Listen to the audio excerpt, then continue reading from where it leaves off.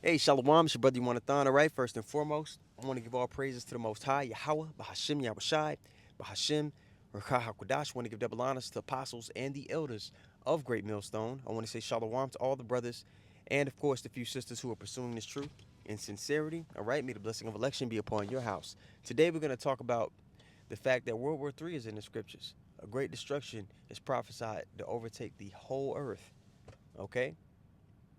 And that's what's beautiful about, this family book that was bestowed to us, the prophecies. The prophecies allow the knowledge that we've been given to be an authority over any other philosophy in the earth, because we've been given the script to the Most High's movie. We've been given the script of time, what's going to play out. So we know what to look for, because we've been told we could read it, what's going to happen before it even happens. So the scriptures, by default, stand head, shoulders, and toes above any other philosophy or thought process in the earth. So we're not speaking from a place of debate, or you think this, and well, we have this one. No, what we say is it. This is the authority. This is the highest authority in which a man can speak, using the scriptures. That's why when people try to come against us, they're always trying to qualify their knowledge to the scriptures. They're trying to attack the scriptures. They're trying to, validate themselves to what the scriptures say. See, we're not trying to prove to anybody anything. This is just what it is. And if you don't get it, that's okay. We'll move on. All right, now, when you go to Joel, the third chapter, it details where the third war, the third great war, the third woe is going to take place. It details what the Lord is going to do. You know, it's insight into the climax of the movie, so to speak. You go to Second Ezra, the 13th chapter. There's insight onto the climax of the movie there as well. So we're going to get a bunch of those.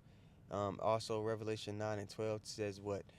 When John the Revelator was being shown the visions. Let me go get it real quick. John the Revelator was being shown the visions of the great wars that would take place in the future. He in Revelation the 9th chapter, that's going into World War One, and he's saying one woe is past, and behold, two more woes cometh hereafter. So at that point in the vision, he had seen World War One, but he understood that there were two other woes that were going to be shown to him. Okay, this is Revelation 9 and 12. It says, "One woe is past." Woe, is the word "oi" in the Greek. Let's look it up. Ue. Okay, G3759, and it's an exclamation of grief. Okay, all right, and you know, a great destruction that takes place all over the world. That's much grief.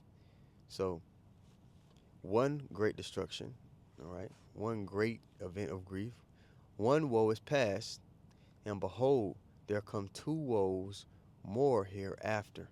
All right. So that's you gotta be in the spirit to kind of understand what that's talking about, to put the pieces together. Okay. And if you need a full breakdown on Revelation the ninth chapter, type in GMS or Great Millstone Revelation 9, or put it on the comment board, and shoot, I'll do one. You know. Uh, so again, Revelation 9 and 12. One woe is past, one war. All right, and behold, there come two woes more hereafter. Okay, now let's go to Joel the third chapter, and we'll start at the top. Joel 3 and 1.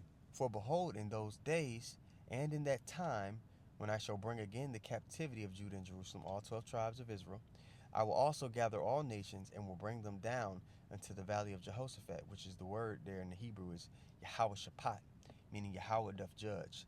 All right, and this will be, okay, the valley of Yahweh Shaphat.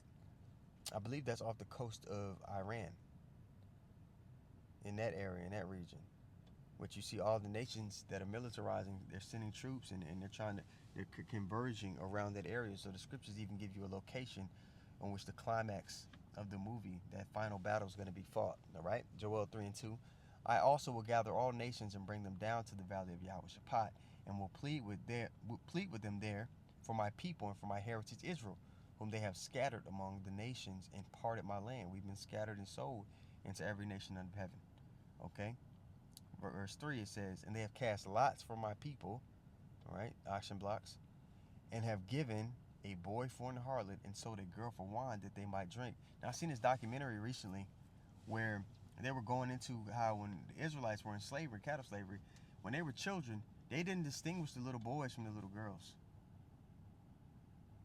They were pushing a genderless, vibration even back then. They would put the little boys in dresses, sell them as little girls. They would treat, I'm not gonna get into the vulgar parts of it, but they would treat the little boys like little girls. So they were already in the spirit to try to, demasculate, if that's the word, our people even back then. You understand? So this devil has a lot to pay for. How is it going to be made right? Well, in the scriptures, it talks about these nations, they're going into captivity. That's why the scriptures say, I should ask of me and I should give the heathen for an inheritance. But the chief nation who's going to get the bulk of the judgment is going to be the nation of Edom. When you go to Psalms, the 83rd chapter, they're the ringleader. And they're our nemesis, going all the way back to their forefather Esau. But they're the ringleader nation who forced this vibration to where the whole world is against the nation of Israel. I did a video a few years back called It's Really Jacob versus the World. When you go to Psalms 83rd chapter, those are all other nations, man. They're against us. The whole infrastructure, society, no matter where you go, is set up for you to fail. It's set up for you to only get so high. Plus the curses are upon us. And I don't care how successful you think you can get or you got, there's no escaping the curses if you're of this bloodline, if you're of the family line. Okay? Joel 3 and 3 again from the top. And they have cast lots for my people and have given a boy for an harlot and sold a girl for wine that they might drink. So just the whole, even a further little fold, further evidence, when I watch that documentary, when I read this now. Verse 4. Yeah, and what have ye to do with me, O Tyre and Zidon, and all the coast of Palestine? Those are Hamite, families that lived off the coast of Palestine back then. And they played a part, in our destruction. And then even you could translate it to today. Who's living in those lands today? What nation of people is living in that land today that also sold us? Right? Will you render me a recompense? And if you recompense me, swiftly and speedily will I return your recompense upon your own head. That's Revelation 18 and 6. Let's go read that. But I'm going to read it in the NLT. Revelation 18 and 6. Do to her as she has done to others. In the KJV, it says, reward her even as she has rewarded you. So reward this nation how they rewarded you. And what did they do to us? Okay? So let's continue on. In the NLT. Double her penalty for all her evil deeds. She brewed a cup of terror for others.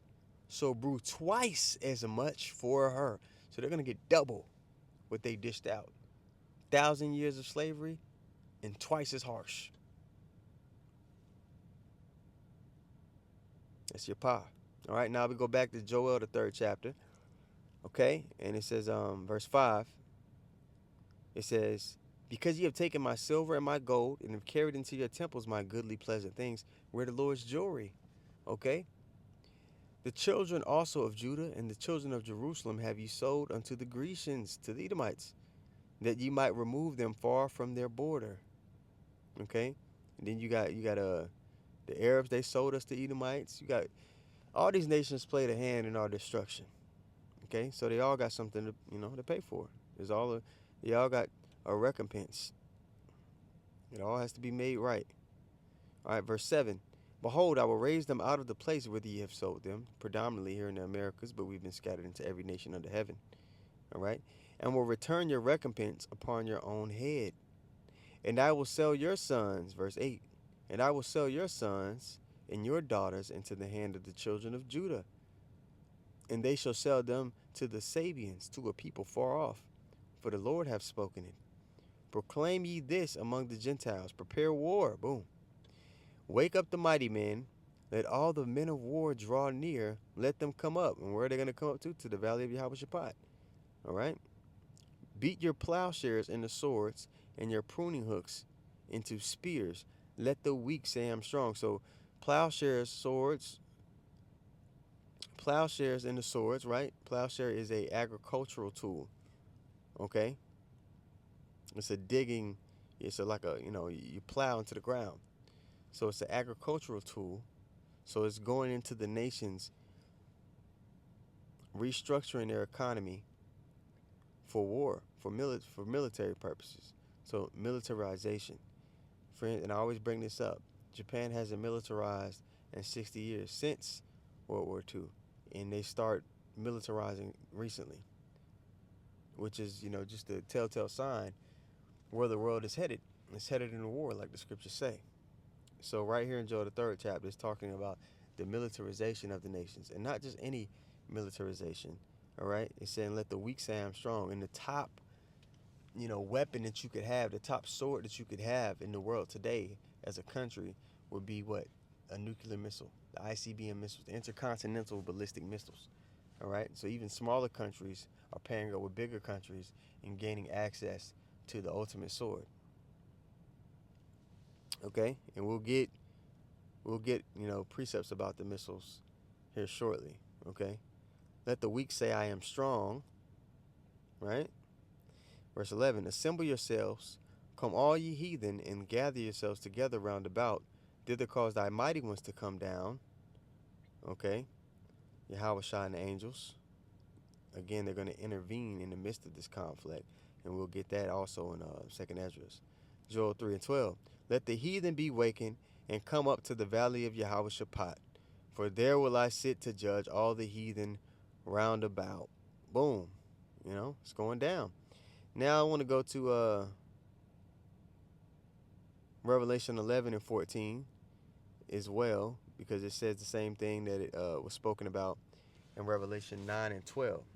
All right, let me find out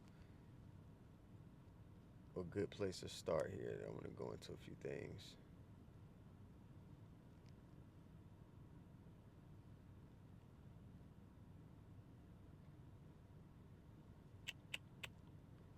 Could just start at 8. All right, so let's start at verse 8. The point I want though is further down. So this is our Revelation 11 and 8. It says, "And their dead bodies shall lie in the street of the great city." Now we know our people were spiritually dead here, right? Disconnected from their heritage, disconnected from the Lord and his way. And that was prophesied to happen as well. Go read Jeremiah 17 and 4. Right? It was told to Jeremiah that even he would discontinue from the heritage that the Lord, had given. Okay? And that will be even until the latter time. Okay? That's why our people were in a dead state. Okay, and their dead bodies shall lie in the street of the great city. That great city is America, Babylon the Great, the last holding cell for the nation of Israel, that final captivity where the bulk of the nation would be, which spiritually is called Sodom and Egypt, where also our Lord was crucified. Now this place is Sodom because it pushes that vibration of alphabetism. This is the epicenter in which that vibration is pushed on the whole world. So they're in the spirit of Sodom. And it's also Egypt because it's where we're captive. And it's also where our Lord was crucified, meaning the righteous way is cast down in this society. Elder Malcolm did a beautiful lesson the other day, or it might have been yesterday, going into the language that they use in the court system here. Legalize, he went into the actual root and the meaning of the word, meaning the legalize means to reverse the order of God, or to cast down the order of God. Beautiful lesson. Go to his page and watch the video he put up. Let me see what it's titled.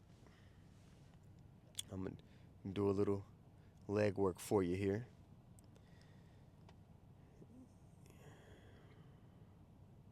It might have been on, is it GMS Maccabean Spirit?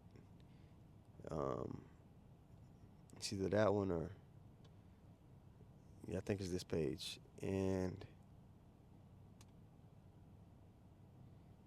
In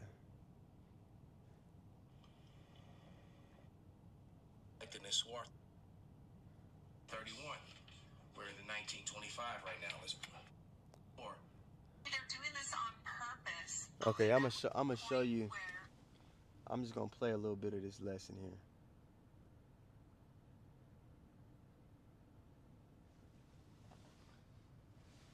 Yeah, the legalized means to cast. Oh, whew, that was fire when he brought it out. Doing God's law. This is from 1893. Okay, back that up. Keep that in mind. Okay, so let me play this last understand video. Sorry about the glare. I'm just gonna play the audio for you. ICR present this one. And check this out. That is not what I pushed. Why is that popping up? Just bear with me. TikTok, Instagram be tripping like that sometimes. Here we go. Dark sentences. Undoing God's Law. This is from 1893, Dictionary of Arts and Sciences, Encyclopedia Britannica. So legal, translated, literally means undoing God's law. Wow. So are these people anti-God and anti-Christ? The answer is yes. Legalese. The legal words, language, terms, and meanings, either written or spoken, and combinations of them that deem something as legal, meaning undoing God's law. Yep. A style of writing or speaking heavily emphasizing the abstruse technical vocabulary of the law. Ooh. To the point where a speech or document may be incomprehensible to non-specialists. You see, they're doing this on purpose. Oh, and that was from Wordnik. Incomprehensible to somebody who's not trained or initiated in wickedness on the left-hand side. Incomprehensible, unable to understand. All right, so everything here, man, like it talks about in Isaiah 10 and 1. Let me go there real quick. Isaiah 10 says, "Woe unto them that decree unrighteous decrees, and that write grievousness which they have prescribed." They set up a whole infrastructure and system for you to fail, for you to lose, to separate you from your power. All right? So I wanted to bring that out, but let's go back to Revelation 11 and 8. "And their dead bodies shall lie in the street of the great city, which spiritually is called Sodom and Egypt." Now we know why. "Where also our Lord was crucified. His way is cast down here." Okay? Also, that this is the place where the Christianity was pushed. That image of Cesare Borgia was pushed. That the children of Israel, their heritage was wiped away and replaced with a whole nother people. Tragic. Now let's go to let's continue on here, because I wanted verse 12. That's what I was trying to get to. All right, verse 9, Revelation 11 and 9. "And they of the people and kindreds and tongues and nations shall see their dead bodies 3 days and a half, and shall not suffer their dead bodies to be put in graves." 3 days and a half, that's 350 years Israel spent here in the Americas, between 1970, 1969, I'm doing the math correct. That's right, y'all get it. All right? So, metaphorically, we're in a dead state of mind. You know what I mean? 1970s is when our people kind of got to the point where we're like, no, you notice in the 70s, that's when the truth started to really come out and flourish. You had, the truth started to come out, starting with Albert Bivens, on down. But also, even just the typical Jake back then, they started wearing their fros. You had the black and proud kind of mindset coming out. It wasn't in that spirit of trying to come together with the so-called white man. It wasn't in that spirit. Okay. Yep, let's continue on here. Verse 10. "And they that dwell upon the earth shall rejoice over them, and make merry, and shall sing gifts." Let's change the page. "Shall sing gifts one to another, because these two prophets tormented them that dwell on the earth." Okay, you go to Psalms the 83rd chapter. Again, those nations, all right, in celebration that we were, in this dead state, spiritually dead state, detached from our way and our heritage. Because they know us being upright and close to the Lord means what? They will be in subjugation. Us being closer to our power is them being closer to their natural place, which is to be under our feet. Okay, so they rejoice in us being in this dead state. All right, verse 10 again from the top. And they that dwell upon the earth shall rejoice over them, and make merry, and shall send gifts one to another, because these two prophets tormented them that dwell on the earth. The Israelites were the gifts that they sent back and forth to each other. Okay? And the two prophets that tormented them would be what? The northern and southern kingdom, the prophets, bringing out the understanding, bringing out what's going to play out in the earth. Makes me think of Psalms 2 as well. Okay? Actually, let me just go get it. Mentioned it, let's go get it. Psalms 2. And I'm actually read it in the NLT. Let's go to Psalms 2. Well, let's get it in the NLT. I wonder how it reads. It says, why are the nations so angry? Why do they waste their time with futile plans? The kings of the earth prepare for battle. The rulers plot together against the Lord and against his anointed one. Against the oh, my goodness. Let us break their chains, they cry, and free ourselves from slavery to God, because they were created for our sakes. You go to 2nd Ezra's. Let me go get it. Go to 2nd Ezra's, 6th chapter, oldie but goodie. Start at verse 54, just to get the whole point of the matter. 2nd Ezra 6 and 54, it says, and after these Adam also, whom thou madest the Lord of thy creatures, of him come we all, and also the people whom thou hast chosen. So it tells you, all throughout the scriptures, it tracks a chosen line. You have people that have sons, but it always picks one son and continues to follow his line, because that's where that chosen, that's what who the promises would pertain to. That's who the Lord would have a relationship with. You understand? Isaac had Jacob and Esau, but Jacob's line is tracked when he talks about concerning the promises and the everlasting covenant, the everlasting kingdom that's going to be upon the earth. All right? 2nd Ezra 6 and 55. It says, all this have I spoken before thee, O Lord, because thou madest the world for our sakes, for that chosen line's sake. Verse 56. As for the other people, the other nations, which also come of Adam, thou hast said that they are nothing, but be like unto spittle, which is spit, and is likened the abundance of them unto a drop that falleth from a vessel. Have a bucket full of water, and you're walking with it, and it tilts a little bit, a little drop falls out. Are you going to freak out over that drop? No, you got a whole bucket. That's how the Lord views the other nations, as a little drop. Okay? Now, where was I at? I was in Psalms 2. Psalms 2 and 3 in the NLT. Let us break their chains, they cry, and free ourselves from slavery to God. That's what they're concerned with.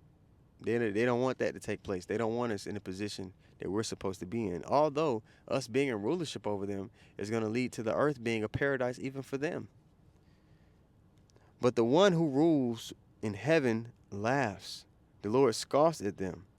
Then in anger he rebukes them, terrifying them with his fierce fury. Okay? For the Lord declares, I have placed my chosen king on the throne in Jerusalem, on my holy mountain. I'm dealing with the nation of Israel. They really, in their mind, they think they can override what I got planned. Okay, now let's go back to Revelation 11. And we just finished verse 9, right? No, we finished verse 10. And we're in verse 11, okay? Revelation 11 and 11. And after 3 days, and we finished this too, didn't we? No, we didn't. Revelation 11 and 11. And after 3 days and a half, the spirit of life from God entered into them. All right? What? The spirit of God of life entered into them. What? The spirit came upon us. We woke up out of that dead state. And they stood upon their feet, and great fear fell upon them which saw them. You know? That's Ezekiel, the 37th chapter. All right, the valley of the dry bones. And those bones, the flesh coming over their bones and the tissue and the sinews, right? Waking up out of that dead state. Now, verse 12, it says what? And they that heard the great voice from heaven saying unto them, Come up hither, they ascended up into heaven in a cloud, and their enemies beheld them. That goes into our salvation. You can back that up with Wisdom of Solomon, the 5th chapter. All right? And, oh yeah, 14 is what I wanted, not 12. But let's keep reading. We broke damn near the whole chapter down. Revelation 11:13. And the same hour there was a great earthquake.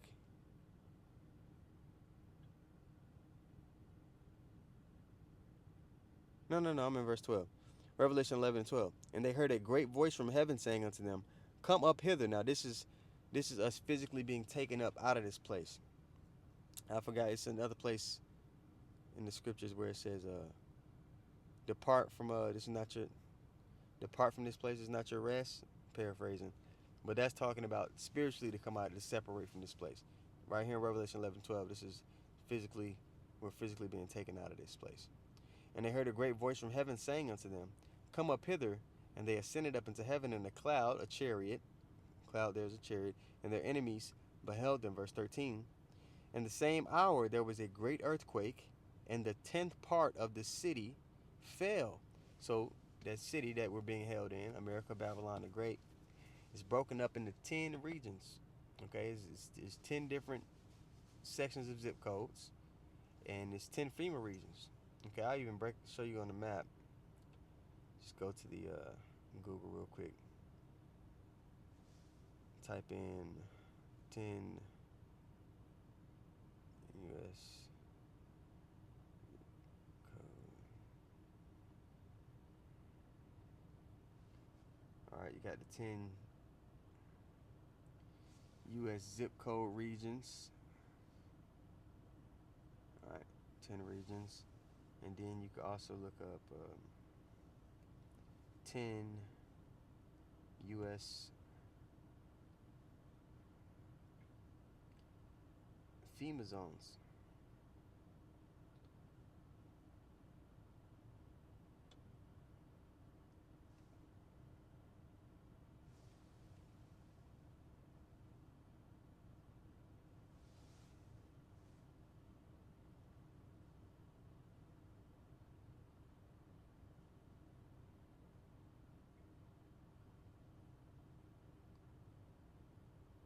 All right, go back to the scripture.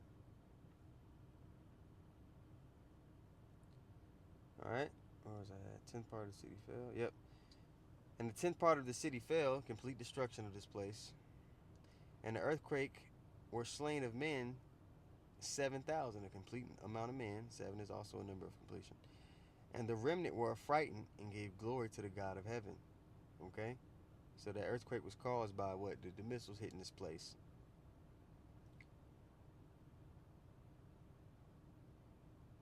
And I already broke down with the 7. All right, so verse 14, it says, The second woe is past, and behold, the third woe cometh quickly. Woe means destruction again, a great event that causes what? Grief. Woe means destruction. So you got World War II is past, and the third woe cometh quickly. So at this point in the vision, he has seen World War II now, and the third woe had to play out. You see? Beautiful. Okay. Now that I got that, I read Joel the 3rd chapter. Read brought that there's 3 woes mentioned in the scriptures. Now I want to get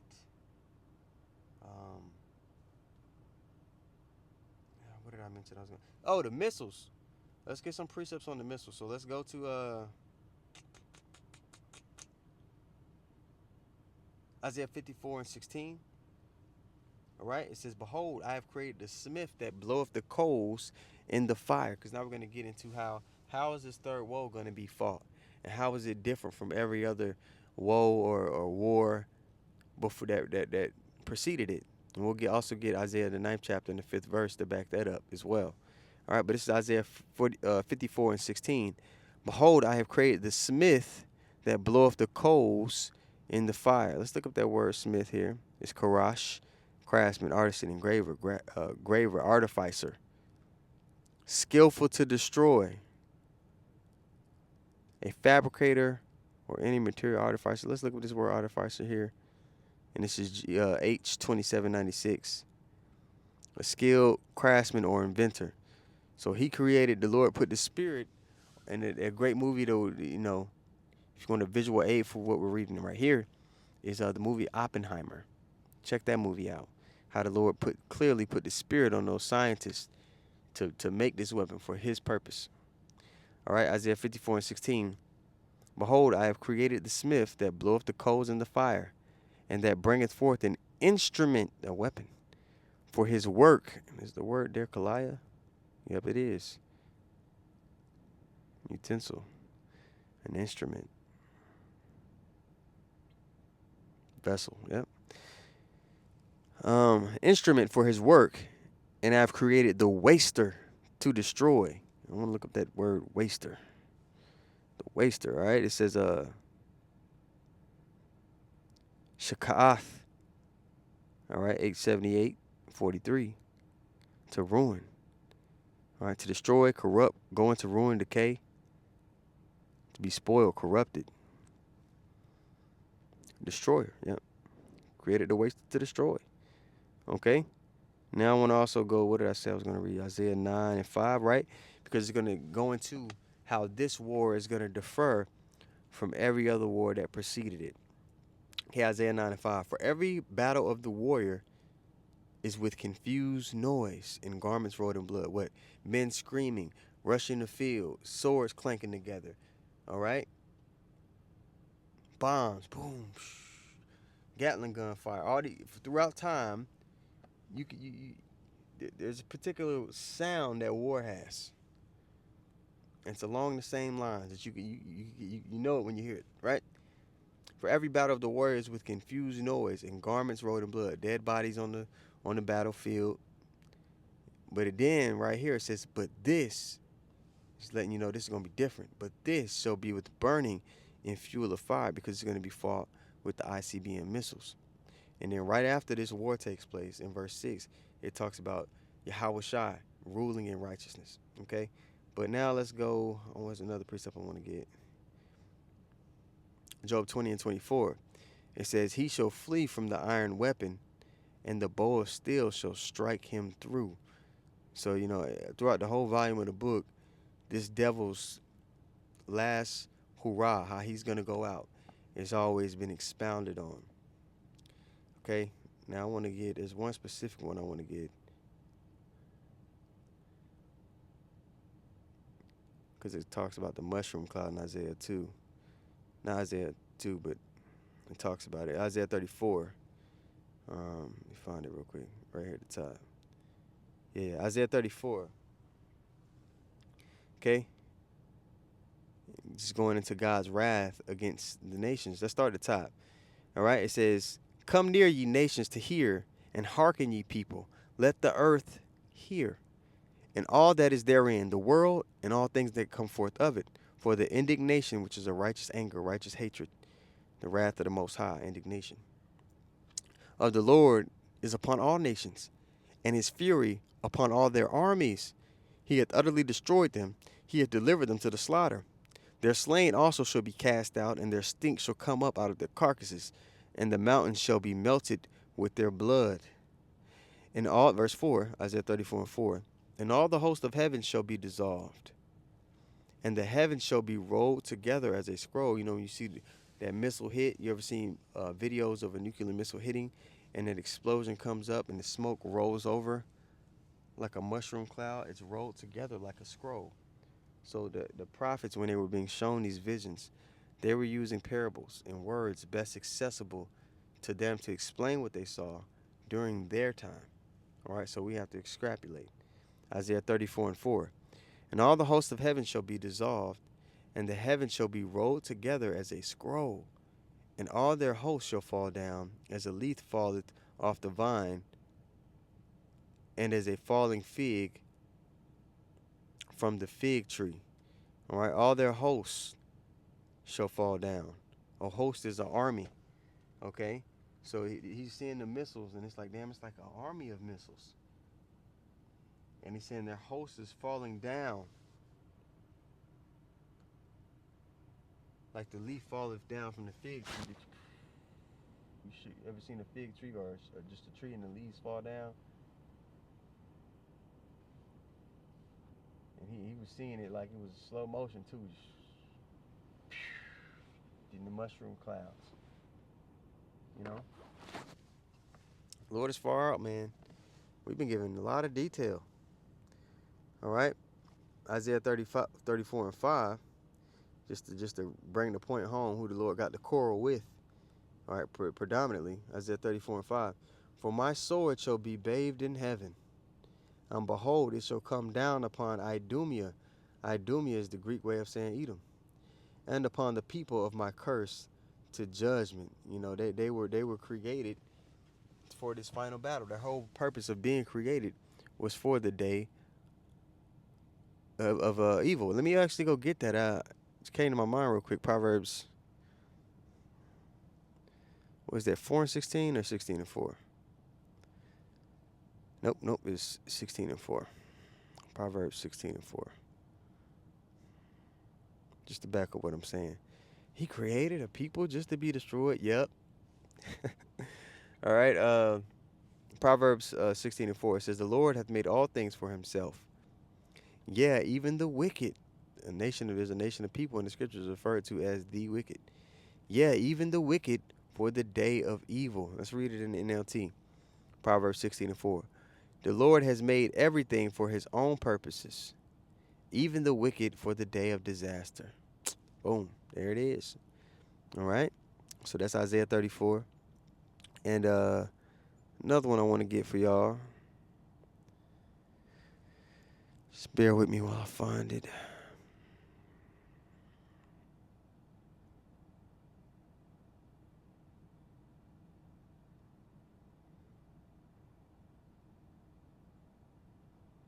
Yeah, 2nd Ezra 16 and 13. All right, 2nd Ezra 16 and 13. Yeah, I'll just get straight to it. 2nd Ezra 16 and 13. It says, for strong is the right hand that bendeth the bow. His arrows that he shooteth are sharp, and shall not miss when they begin to be shot to the ends of the world. Now, if somebody's shooting arrows to the ends of the world, no, it's talking about the missiles. Again, they were using the words best accessible, or the parables best accessible to them for their time. So he's seeing the missiles being shot off to the ends of the world, intercontinental ballistic missiles, right? And they're not missing because why? One, the Spirit of the Lord is going to be on those missiles to hit their targets. But two, when those missiles are shot, they lock onto a latitude and a longitude. They have digital guidance. They can veer off and hit their. It doesn't matter. They're going to hit their target. So he's seeing, how the war is going to be fought. We read where it's going to take place. We read who the Lord has this quarrel with, who he's going to be against, and we could keep going. It's very detailed, the things that are going to play out. Let me see. I got get a couple more.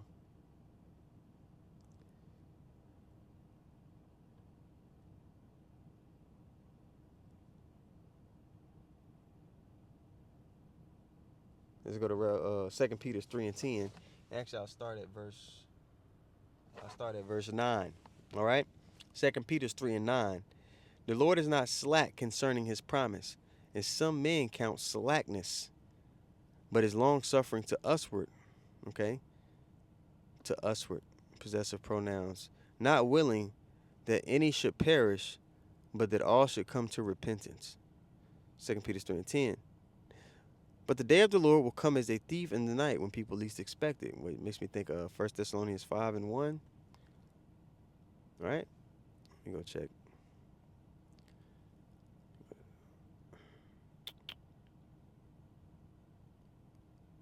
It's verse 3, but it will start at the top. 1 Thessalonians 5 and 1. But of the times and the seasons, brethren, ye have no need that I write unto you. Why? Because we've been given prophecy. We know the signs to watch out for. We're not in darkness. We're in the know, and these people are not. Verse 2. You for yourselves know perfectly that the day of the Lord so come as a thief in the night. For when they shall say peace and safety, then sudden destruction come upon them, and travail upon a woman with child. When that water break, you don't know when your water about to break. When it happens, it's like, oh shit. That's how it's going to be for these people, but not for those who've been given understanding of what to watch for. Verse 3 again, 1 Thessalonians 5:3. For when they shall say peace and safety, then sudden destruction cometh upon them, as travail upon a woman with child, and they shall not escape. But ye, brethren, are not in darkness, that that day shall overtake you as a thief. Ye are all the children of light. All right, we're in the know. And the children of the day. We are not of the night, nor of darkness. Therefore, let us not sleep as others do, but let us watch and be sober-minded. Okay, now let's go back to 2 Peter 3:10. But the day of the Lord will come as a thief in the night. All right? It's going to catch the people of the night, not the children of the day. It's not going to catch them. All right? In which the heavens shall pass away with great noise. Boom. You ever watch those nuclear missile videos, man? The sound. And the elements shall melt with fervent heat. Now, a bomb may burn stuff up. Fire may, but the elements melting with fervent heat, what could cause things to melt? What weapon on the earth could cause things to melt in an instant? We didn't go get Zechariah 14:12, where it talks about people's eyes melting away in their sockets and their tongues melting away in their mouths. For that to happen, and it says while they stand upon their feet. So a bomb will knock somebody off their feet and they might burn up a little bit.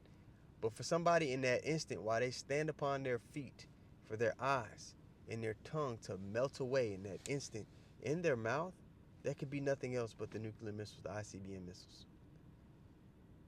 So the weapons that they're going to be used are mentioned in the scriptures. Where it's going to take place,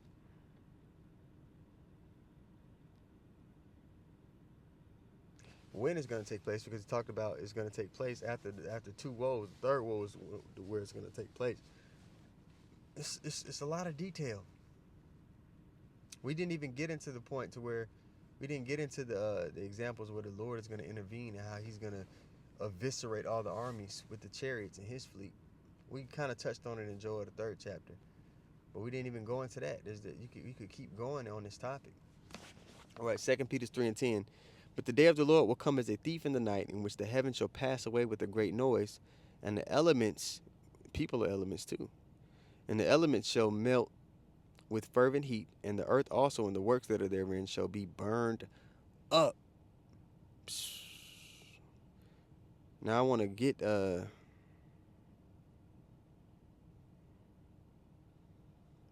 Zechariah 14:12 since I mentioned it. All right. So this is what the missiles are going to do to the human body. Zechariah 14:12. And this shall be the plague wherewith the Lord will smite all the people that have fought against Jerusalem.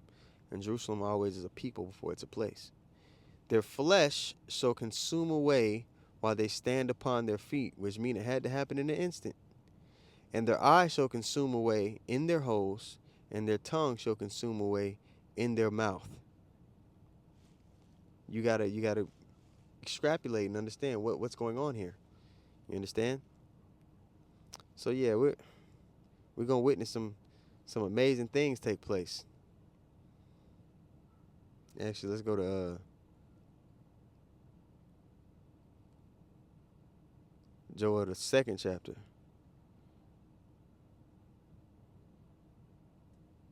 And we'll start at the top. I want verse 3 though. It says, blow ye the trumpet in Zion, and sound an alarm in mine holy mountain. All right, the people need to be warned. Let all the inhabitants of the land tremble, for the day of the Lord cometh, for it is nigh at hand.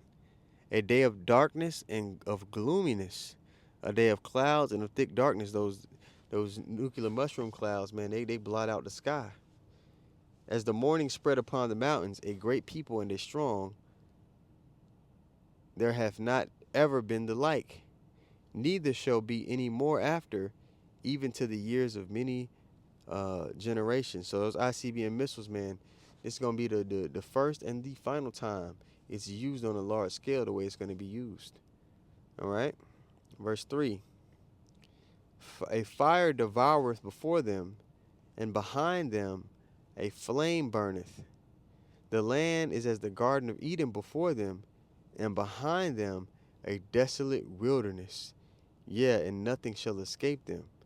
All right? So the ICBM missiles, man, they have the power to completely change a landscape, flatten cities. So, that's what's getting ready to play out, man. For the judgment of the nations and 2/3 of our people, and so the Lord could show His great majesty. Because even though these nations are gonna have that technology, when He intervenes, He gonna put all that shit to a halt. When the nations turn to fight against Him, He's gonna decimate them like it was nothing. And that's in Second Ezra, the 13th chapter. Let's go there real quick. Just bear with me, y'all, while I pull it up.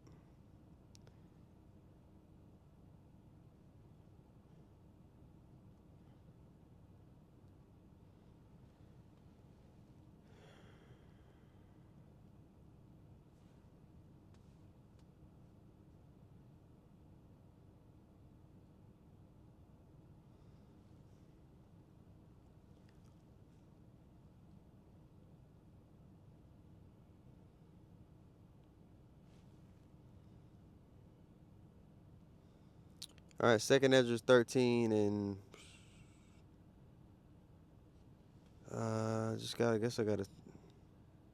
guess you just gotta start at the top. All right, this Second Ezra 13 and 1.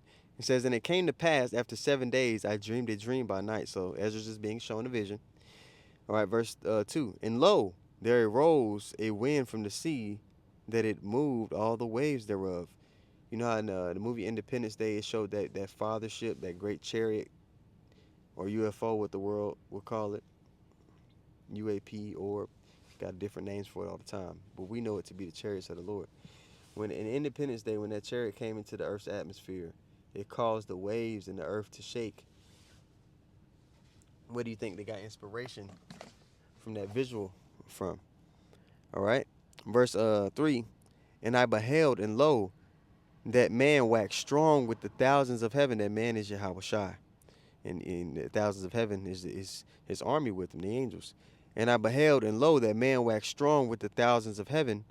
And when he turned his countenance to look, all the things trembled that were seen under him. And they got this show called Rebel Moon on Netflix. And there's a ship that when it shows up, people know, like, if you see that ship, you're done. It's a spaceship that shows up to, different planets. People know, like, if you see that, and the ship is called the King's Gaze.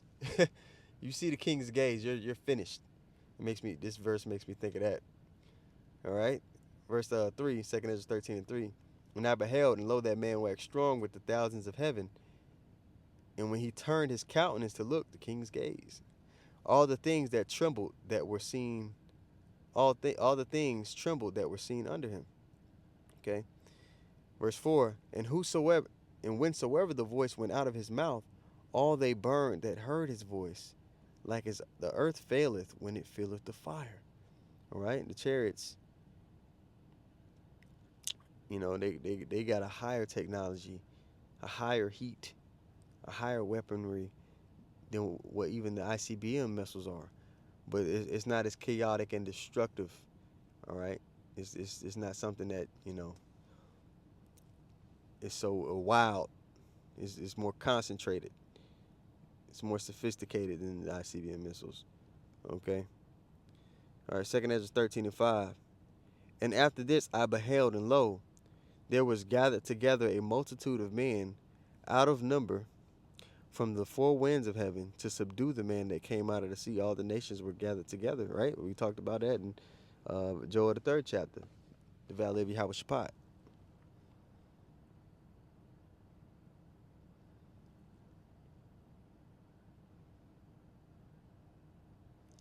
All right? Let's read that again. 2 Ezra 13 and 5. And after this I beheld, and lo, there was gathered together a multitude of men out of number from the four winds of heaven to subdue the man that came out of the sea. But I beheld, and lo, he had graved himself a great mountain and flew upon it. That's the fathership, that's the chariot. Zechariah 6 and 1, right? But I would have seen the region or place whereout the hill was graven, And I could not. Ezra seeing this ship, but it was so damn big, he couldn't even see how truly big it was. He only saw the front of it. Just saw the front bumper of the ship. Second Ezra 13 and 8. And after this I beheld, and lo, all they that were gathered together to subdue him, all the nations and their armies, to subdue him, were so afraid, and yet there's fight. They knew that they were punching out of their weight class, that they were out of their league trying to fight this thing. But the Lord's going to put the spirit on them to fight anyway. 2 Ezra 13 and 9. And lo, as he saw the violence of the multitude that came, he neither lifted up his hand, nor held sword, nor any instrument. And this is illustrating the effortlessness that the Lord is able to eviscerate and demolish the nations. Okay? But only I saw that he sent out of his mouth as there had been a blast of fire. So the Lord's going to command fire. And the destruction is going to go forth from the chariot. And out of his lips a flaming breath, and out of his tongue he cast out sparks and tempests. And they were all mixed together, the blast of fire, the flaming breath, and the great tempest, and fell with violence upon the multitude which was prepared to fight, and burned them up every one, so that upon a sudden of an innumerable multitude nothing was to be perceived, but only dust and the smell of smoke. When I saw this, I was afraid. So he one-shotted all the nations and their armies, man. So World War III is in the scriptures, man. Abaratazah, I tried to make it brief as possible. Abaratazah was edifying. Want to give all praises once more to Yahweh, Bahashim Yahbashai, Bahashim Rekah HaKodash. Want to give double honors to the apostles and the elders of Great Millstone. Want to say shalom to all the brothers. Of course, the few sisters who are pursuing this truth in sincerity. All right, may the blessing of election be upon your house. Shalom.